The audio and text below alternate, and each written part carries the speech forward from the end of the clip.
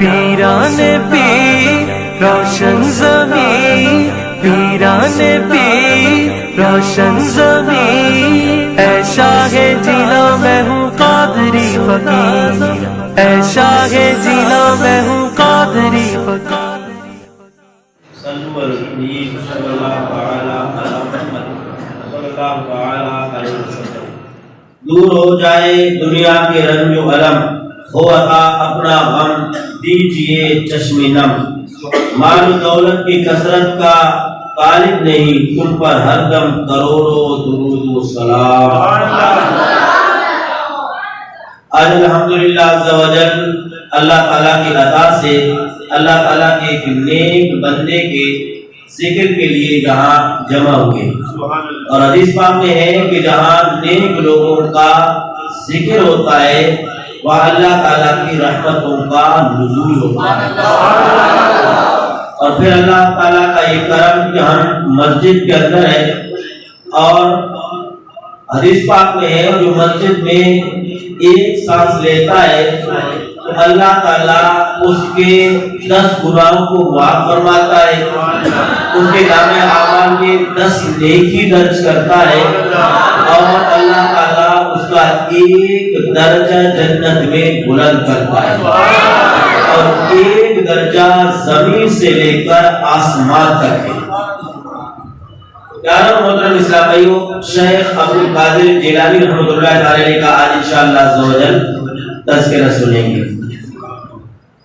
اللہ تعالیٰ فرماتا ہے ان الذین آمنوا وعملوا الصالحات لهم جنات تجری من تحتها الانہار ذلک الفوز الکبیر۔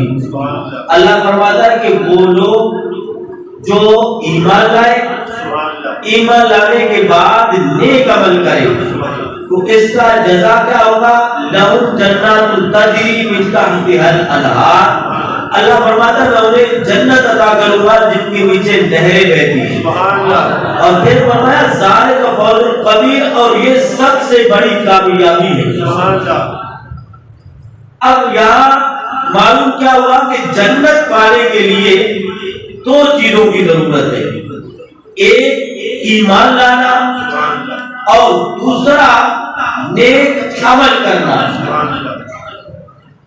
اب جو دوسری آیت ہے وہاں اللہ فرماتا ہے یا ایھا الذین آمنوا اتقوا اللہ وکونوا مع الصادقین، اے ایمان والو اللہ سے ڈرو اور نیکوں کے ساتھ ہو جاؤ۔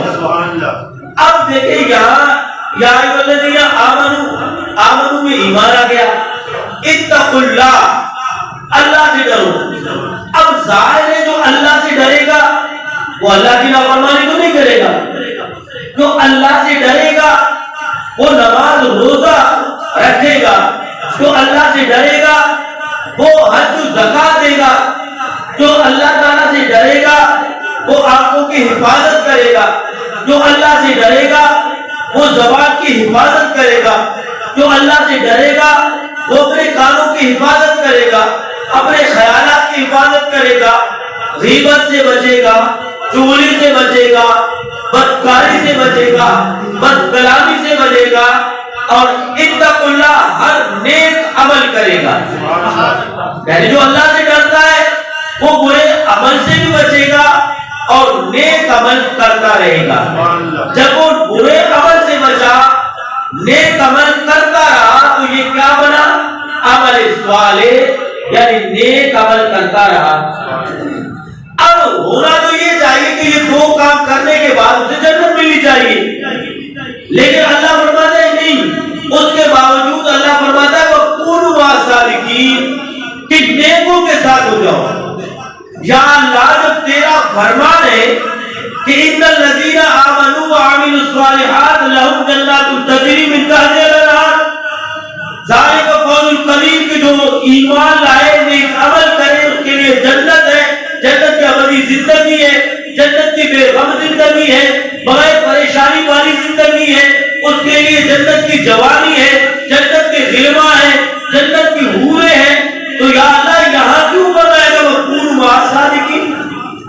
تو گویا کہ اللہ فرماتا ہے ہاں جنت پانے کے لیے ایمان کی ضرورت جنت پانے کے لیے اللہ کو ایک ماننا ضروری ہے، جنت کو پانے کے لیے نبیوں پر ایمان لانا ضروری ہے، جنت کو پانے کے لیے فرشتوں پر ایمان لانا ضروری ہے، جنت کو پانے کے لیے آخرت پر ایمان لانا ضروری ہے، جنت کو پانے کے لیے جنت کو ماننا ضروری ہے، جنت کو پانے کے لیے مرنے کے بعد زندہ ہونے پر ایمان لانا ضروری ہے، جنت پانے کے لیے نمازوں کو پڑھنا ضروری ہے، جنت کو پانے کے لیے روزہ رکھنا ضروری ہے، جنت کو پانے کے لیے زکات دینا ضروری ہے، جنت کو پانے کے لیے حج کرنا ضروری ہے، لیکن یہ تب آپ کو کام آئیں گے جب ایمان اور عمل بچے گا۔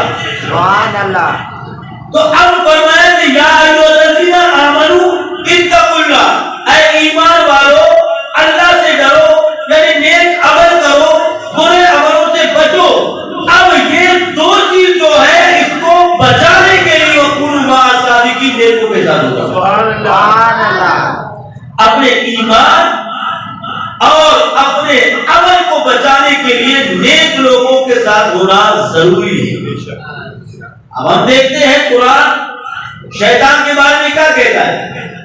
شیطان معلم الملکوت، فرشتوں کا استاد، اور جس طرح جبرائیل، اسرائیل، میکائیل، اسرافیل اور شیطان کا نام عزازیل، یعنی ان کے نام کے بدل کے مطابق نام کمایا تھا، فرشتوں کو پڑھانے والا تھا، لیکن اس کے بعد ایمان بھی تھا، عمل بھی تھا، 600 کروڑ برس عبادت و ریاضت کرنے والا، لیکن جب بات آئی وَكُونُوا مَعَ الصَّادِقِينَ کہ نیکوں کے ساتھ ہو جاؤ، اب نیکوں میں جبریل جھک گئے، نیکوں میں میکائیل علیہ السلام جھک گئے، نیکوں میں اسرائیل علیہ السلام جھک گئے، نیکوں میں تمام فرشتے جھک گئے۔ اب یہ نیکوں کو چھوڑ کر الگ ہو گیا تو اس کا ایمان بھی برباد ہوا، اس کے عمل بھی برباد ہو گئے۔ تو یا ایھا الذین آمنوا، اے ایمان والو اتقوا اللہ، اللہ سے ڈرو، وکونوا مع الصادقین، اور نیکوں کے ساتھ ہو جاؤ۔ سبحان اللہ۔ اب یہاں آ کر بعض لوگوں کو غلط فہمی ہو جاتی ہے کہ نیک کون ہے، اللہ کے ولی کون ہے۔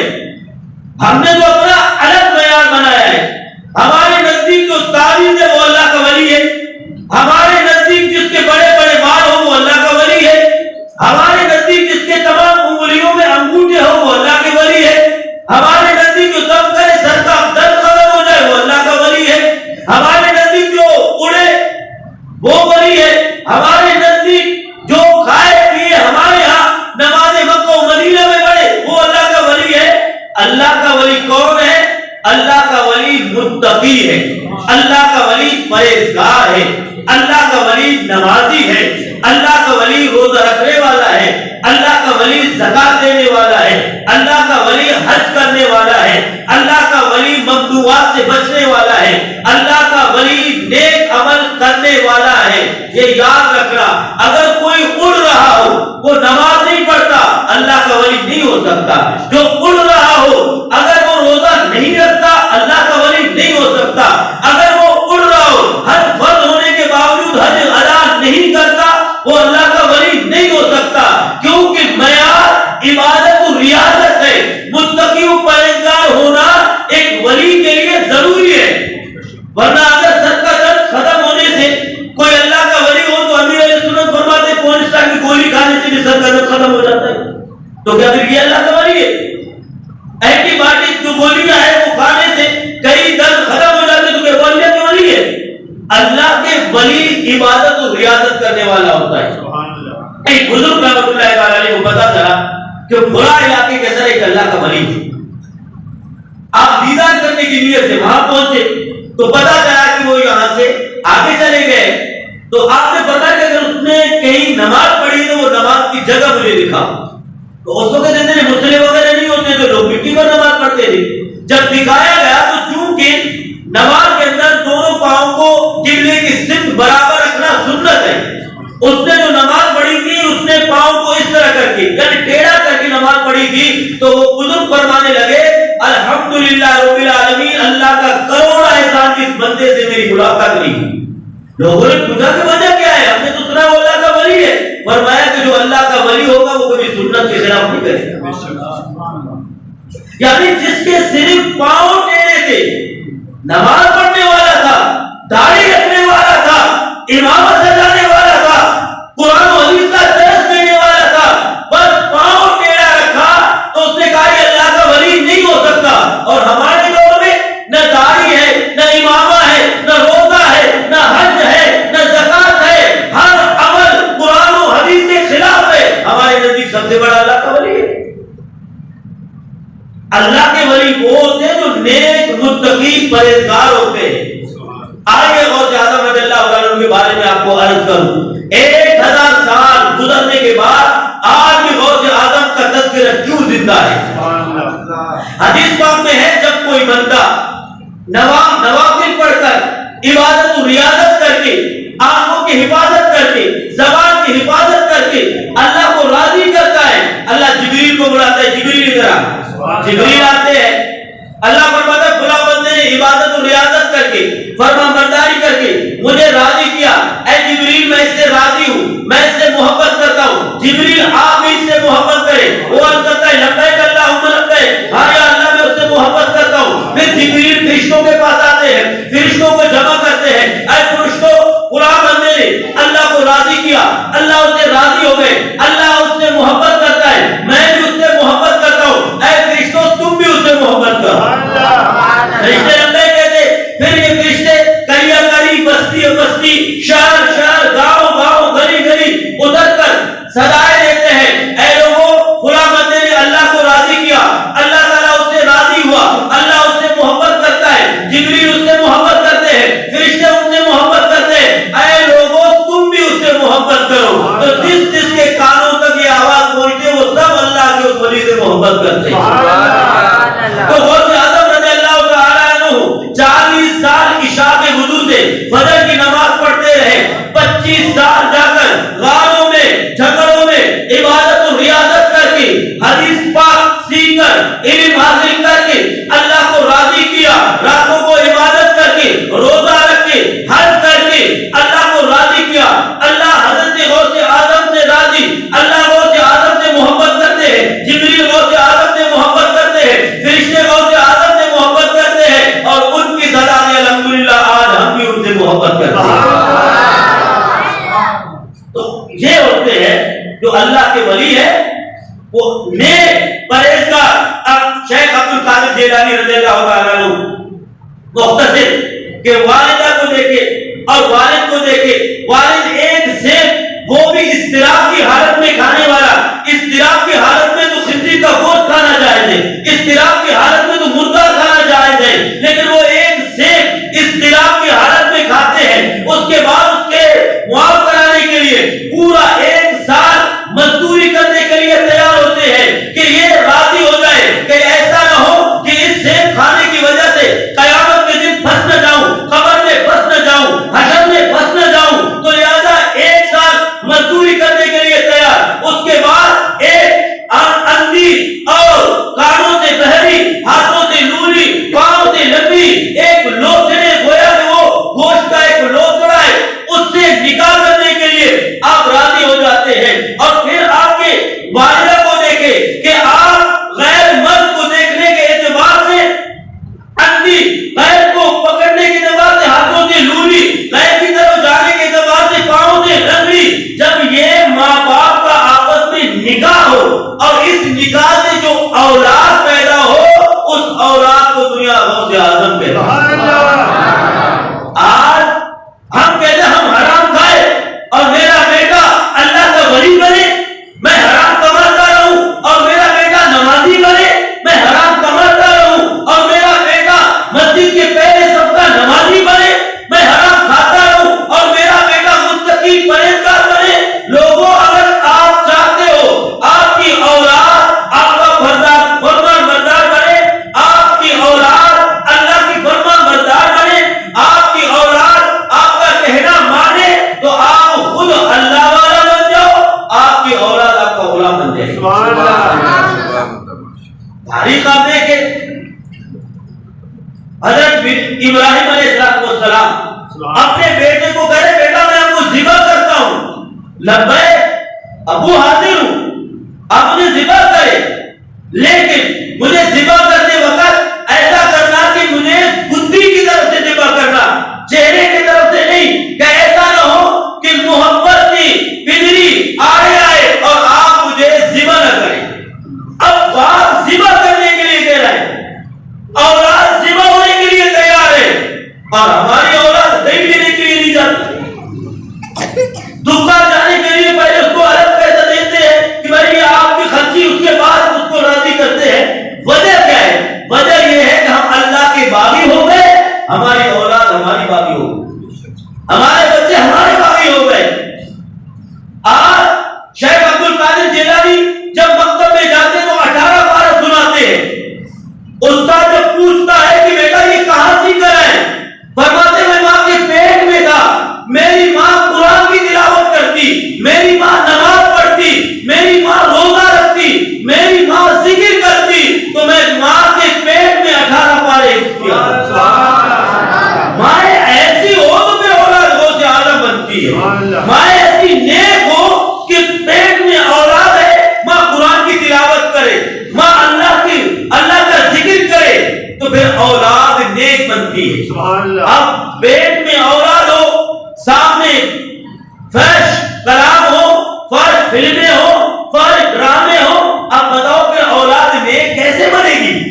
بیٹا جھوٹ نہیں بولنا، جھوٹ بہت بڑا گناہ ہے، اللہ تعالیٰ نے جھوٹوں پر لعنت کی ہے۔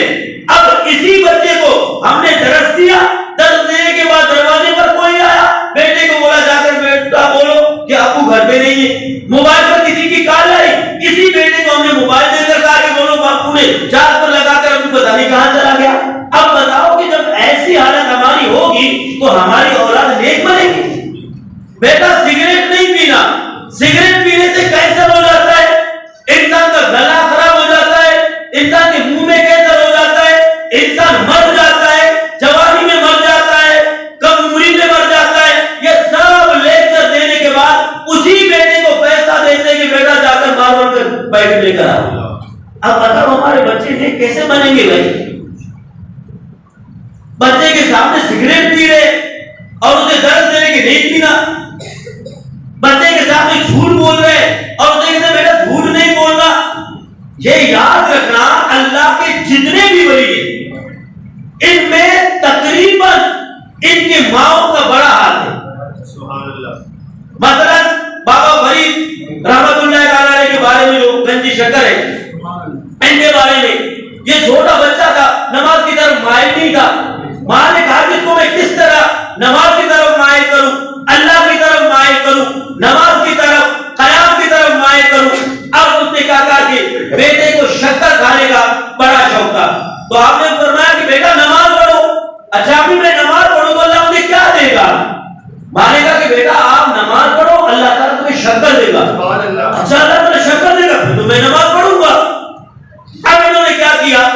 اب یہ نماز کے لیے جب وضو کرنے کے لیے گئے، ماں نے پہلے مصلی کو رکھا اور مصلی کے نیچے شکر رکھ دی۔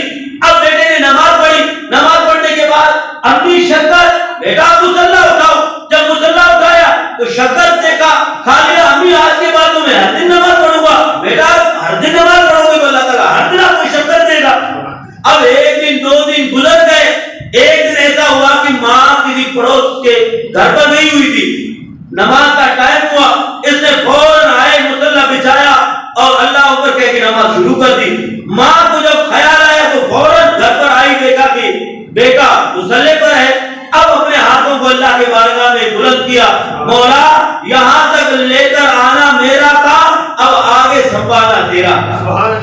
بیٹا نے سلام پھیرا، امی شکر، بیٹا مصلی اٹھاؤ۔ جب مصلی اٹھایا تو سبحان اللہ شکر رکھا ہوا ہے، آپ نے کھا لی۔ امی آج تو لذت ہی کچھ اور ہے۔ ماں کے آنکھوں میں آنسو آئے، فرمانے لگی بیٹا ہر دن شکر رکھنے والی تیری ماں تھی، آج شکر رکھنے والا تیرا رب ہے۔ کبھی ہم بھی اپنے بچوں کو مائل کرنے کے لیے، ہاں بیٹا آپ میٹرک کرو گے میں آپ کو موبائل لے کر دوں گا تاکہ آپ کی بھی آخرت برباد ہو، میری بھی آخرت برباد ہو، آپ کا بھی وقت ضائع ہو، میرا بھی وقت ضائع ہو۔ آپ بیٹا یہ کام کرو، یہ کبھی نماز کے لیے ہم نے اپنے اولاد کو کہا کبھی ہم نے روزوں کے لیے اپنے بچوں کو اس طرح کی انعامات دینے کا ہم نے اعلان کیا؟ اگر نہیں تو آج سے ذہن بنائے کہ میرے بیٹے کو کس چیز کا شوق ہے، وہ شوق اس کا پورا کر کے اسے نماز کی طرف مائل کرے، قرآن کی طرف مائل کرے، حفظ کی طرف مائل کرے، عالم بننے کی طرف مائل کرے۔ اور وہی شیخ بابا فرید گنجی شنکر رحمۃ اللہ تعالیٰ نے جو ایک شکر دھانی کی طرف کی ترغیب کی وجہ سے اب نمازی بنے تو ایسے اللہ تعالیٰ کے نیک متقی پرہیزگار ولی بنے کہ ایک مرتبہ ایک شخص آیا اور بابا فرید رحمۃ اللہ علیہ کو عرض کرنے لگا کہ حضرت میری بیٹی کی شادی ہے اور میرے پاس کچھ بھی نہیں۔ آپ نے فرمایا کہ کوئی مٹی کا ڈھیلا لے کر آؤ۔ اب اس نے چھوٹا ڈھیلا لے کر آیا، آپ نے اس کو کہا کہ اس کے اوپر رومال رکھ دو۔ اب اس کے اوپر رومال رکھ دیا، اب رومال رکھنے کے بعد بابا فرید رحمۃ اللہ تعالیٰ نے بلند آواز میں علم شریف پڑھی، قل شریف پڑھی، اس پر دم کیا، فرمایا رومال اٹھاؤ۔ رومال اٹھایا تو نیچے سونا بن گیا۔ اب یہ گھر لے کر گئے، اس نے کہا یار یہ تو آسان نسخہ ہے، یہ تو علم تو مجھے بھی آتی ہے، قل شریف مجھے بھی آتی ہے۔ اب اس نے سمجھا کہ بھائی علم قل سے پڑھنے کے بعد یہ سونا بنتا ہے۔ اس وقت تو چھوٹا سا ڈھیلا لے کر آیا تھا، اب اتنا بڑا ڈھیلا لے کر رکھا، اس کے اوپر چادر رکھی، علم قل شریف پڑھ کر دم کرتا رہا، صبح وہی مٹی کی مٹی۔ اب بابا فرید رحمۃ اللہ تعالیٰ کے پاس آئے کہ حضرت جو نسخہ آپ نے اپنایا سونا بن گیا، میں نے اپنایا تو کچھ نہیں بنا۔ فرمایا کہ علم قل شریف وہی ہے جو میں نے پڑھی تھی، آپ نے پڑھی تھی، لیکن بابا فرید کی زبان کہاں سے؟ اسلام بھائیو، جب ماں باپ نیک بنتے ہیں تو پھر اولاد بھی دیندار بنتے ہیں، پھر اولاد بھی دین کے لیے قربانی دینے والے بنتے ہیں۔ ایک کنیز کہتی ہے کہ ایک مرتبہ میں حضرت فاطمہ الزہرا رضی اللہ تعالی عنہا سے ملنے کے لیے گئی۔ میں جب گھر میں گئی تو دیکھا کہ حضرت امام حسن پنگوڑے کے اندر ہے، امام حسین گود میں ہے، ایک ہاتھ سے آپ چکی پیس رہی ہے، ایک ہاتھ سے جھولے جھلا رہی ہے اور زبان سے سورہ یاسین پڑھ رہی ہے۔ جب ماں ایسی ہو نا، پھر اولاد کربلا کے اندر اسلام کا شہید بنتا ہے، بیٹا کربلا کے اندر اسلام کا بہادر سپاہی بنتا ہے۔ لیکن شرط یہ ہے کہ ماں باپ نیک بنے، فلاح المولا ولاء الکل، آپ اللہ کے بن جاؤ، پوری کائنات آپ کی بن جائے گی۔ تو شیخ عبد القادر جیلانی رحمت اللہ تعالی علیہ، آپ نے تقوی پرہیزگاری کر کے اللہ تعالیٰ کو راضی کیا اور اللہ تعالیٰ ایسا راضی ہوا کہ آج 1000 سال کے بعد ہم جب غوث اعظم کا نام سنتے ہیں ایسا لگتا ہے جیسے ہم نے غوث اعظم کو دیکھا ہے، ایسا لگتا ہے جیسے ہم نے ان کی صحبت میں رہے، ایسا لگتا ہے جیسے آج ہمارے درمیان سے وہ رحلت پر پڑ گئے ہیں۔ حالانکہ ان کی زبان الگ، ہماری زبان الگ، ان کا علاقہ الگ، ہمارا علاقہ الگ، ان کا زمانہ الگ، ہمارا زمانہ الگ، لیکن کیا ہے؟ کیونکہ وہ فلاح المولا ولاء الکل، وہ اللہ کے بن کے پوری کائنات ان کی بن گئی۔ تو شرط یہ ہے ولایت کے لیے کہ نیک بننا۔ آج الحمدللہ ہمیں اللہ تعالیٰ کا کروڑا احسان کہ ہمیں ایک ایسے مجاہد کے زمانے میں پیدا کیا جنہیں دنیا امیر اہل سنت ہے۔ دیکھیں ورنہ پہلے کے ہم سمجھتے 11ویں شریف جو ہم مناتے ہیں، 11ویں شریف جو ہم مناتے ہیں کیا ہے؟ 11ویں شریف ہے کہ شیخ عبد القادر جیلانی رحمت اللہ تعالی علیہ بہت بڑے تاجر تھے۔ آپ اپنے مریدوں کے نذرانوں پر بننے والے نہیں تھے، اپنا خانقاہ مریدوں کے چمڑی ادھیڑ کر اپنے خانقاہ کو چلانے والے نہیں تھے۔ آپ کیا کرتے تھے کہ آپ کے پاس لوگ آتے تھے اور آپ کے پاس ٹائم نہیں ہوتے تو لوگ آ کر چلے جاتے تھے، تو آپ کو بڑا دکھ ہوا۔ آپ نے فرمایا کہ اعلان کر دو کہ آج کے بعد ہر مہینے کے 11 تاریخ کو عبد القادر جیلانی رحمت اللہ تعالی علیہ اپنے خانقاہ میں ہوں گے، جن کو کوئی بھی حاجت ہو وہ میرے خانقاہ میں آ جائے۔ اب 11 تاریخ کو آتے، کسی کو آٹے کی ضرورت، کسی کو گندم کی ضرورت، کسی کو کپڑے کی ضرورت، کسی کو کسی چیز کی ضرورت، کوئی مطلب پوچھنے کے لیے آتا، کوئی دم کروانے کے لیے آتا، تو شیخ عبد القادر جیلانی 11 تاریخ کو باندھتے تھے، مریدوں کو باندھتے تھے، لیتے نہیں تھے۔ تو یہ تھے اللہ کے ولی جو باندھنے والے، ورنہ ہمارے امیر سنت کو اللہ سلامت رکھے، جب تک ان کو ہم نے نہیں دیکھا تھا ہم یہی سمجھتے تھے کہ جو پیر ہوتا ہے مرید اس کو دینے والا ہوتا ہے۔ یہ تو ہمیں امیر اہل سنت نے فرمایا بھائی میں آپ کا پیر ہوں لیکن مجھے آپ سے کوئی چیز ضرورت نہیں ہے، اگر آپ کو کچھ دینا ہے آپ مدنی قافلے میں سفر کرو، اگر آپ کو کچھ دینا ہے آپ مسجد پر آؤ، اگر آپ کو کچھ دینا ہے مدرسۃ المدینہ میں تعاون کرو، اگر آپ کو کچھ دینا ہے آپ مرکز میں تعاون کرو، دین کا معاون بنو، مجھے آپ کی کوئی چیز ضرورت نہیں ہے۔ تو یہ ذہن ہمیں کس نے دیا؟ امیر اہل سنت نے۔ ہم 1000 سال پہلے شیخ عبد القادر جیلانی کی سیرت پڑھتے ہیں، ہمیں پتا چلتا ہے کہ وہ اپنے مریدوں کو دینے والے تھے، اور آج 1000 سال کے بعد الحمدللہ امیر اہل سنت کو دیکھتے ہیں تو ہمیں لگتا ہے واقعی یہ بھی اللہ تعالیٰ کے ایسے ولی ہیں جو اپنے مریدوں کو دینے والے ہیں، لینے والے نہیں۔